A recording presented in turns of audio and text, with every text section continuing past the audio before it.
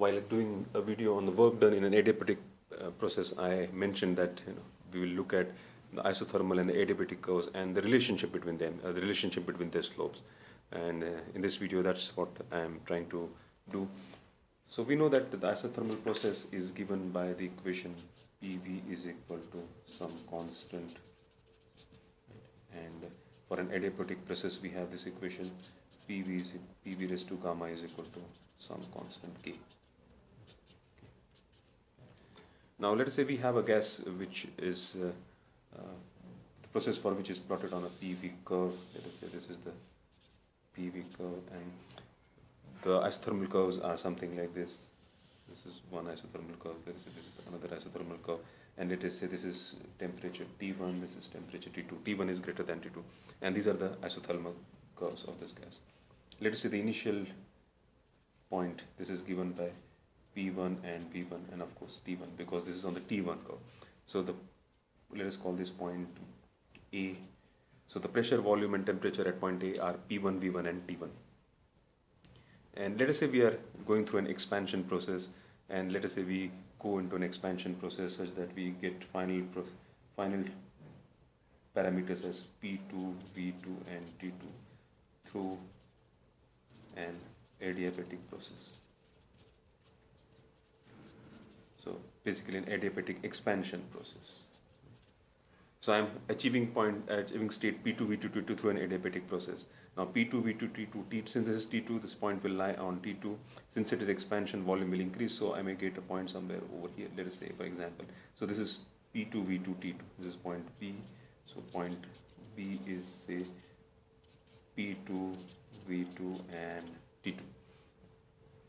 Therefore, this particular line, maybe I'll show it with a different color. This particular line, this line, adiabatic process, adiabatic expansion in this case, because we are talking of expansion, volume is increasing. Now let us say we try to do the same thing.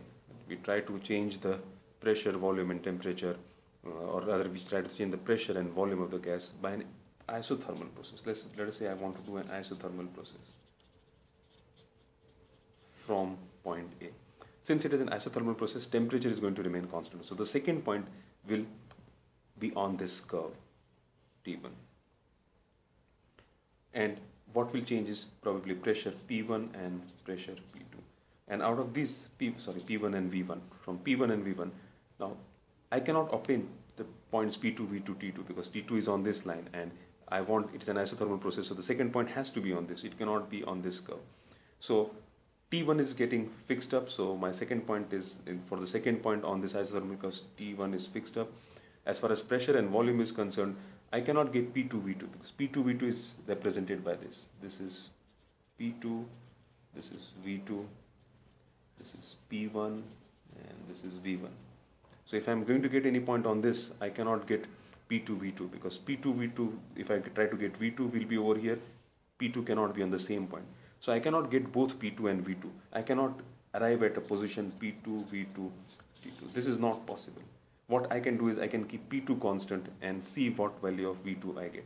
So I'll keep P2 constant, so I'll go for the same pressure, and this curve I'll extend it over here, so we'll meet somewhere over here, and this particular point I get. So this point will be, pressure is P2, V is, let us say, V dash, right? Let us say this volume is V dash, and T1. So if I look at these two processes, the one which I have drawn in red and this one which I am drawing in blue, and let us call this point C. So the process AC is an isothermal process, and process AB is an adiabatic process.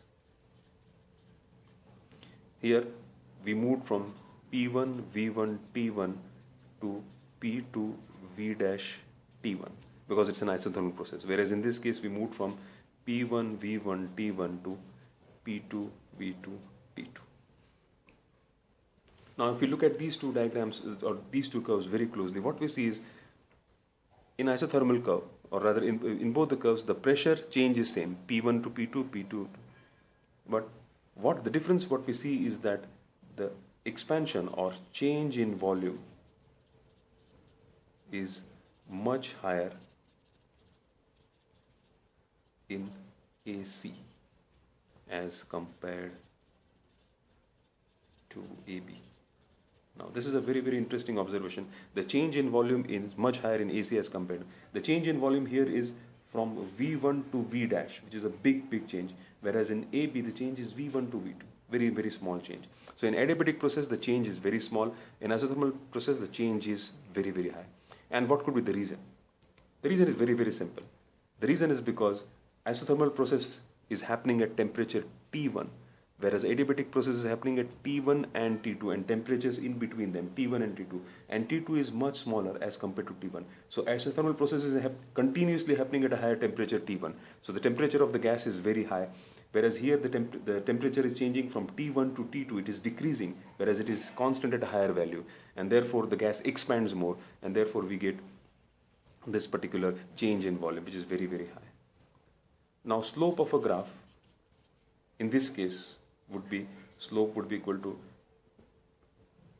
dP by dV, change in pressure by change in volume.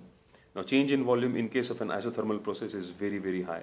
The slope is therefore less.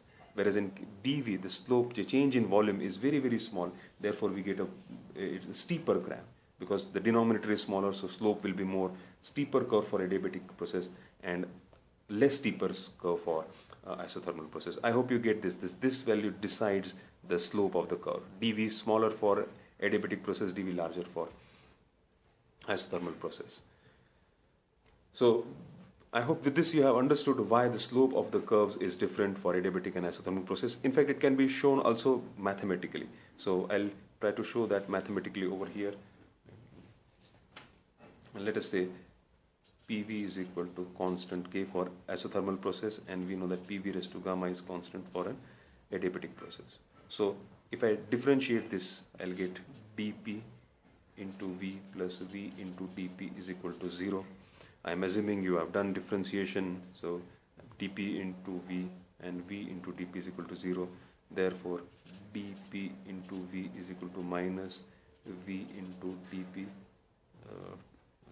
I think I made an error over here. dP into V plus V into, let me do this part again. So P into dV plus V into dP is equal to 0. Yeah, I got it right now. Therefore P dV is equal to minus V dP, and therefore dP upon dV is equal to dP upon dV is equal to P upon V minus P upon V. So this is slope for isothermal process. dP upon minus P upon V. In this case, if I do differentiation again, I'll get P into gamma raised to V raised to gamma minus 1 dV plus V raised to gamma dP is equal to 0. Again, I'm not getting into the details of differentiation. I'm assuming that you have understood differentiation.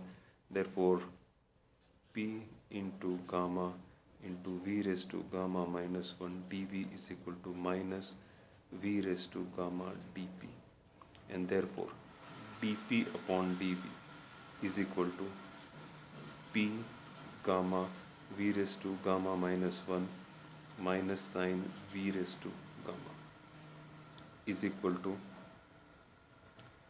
minus gamma into P upon, or I can write P upon V.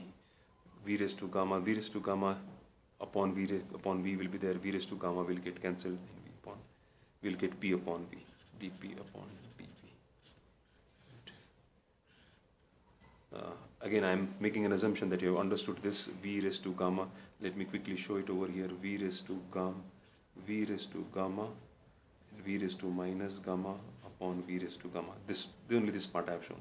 So V raised to gamma gets cancelled. We'll be left with V upon minus 1 rather, and therefore it comes in the denominator.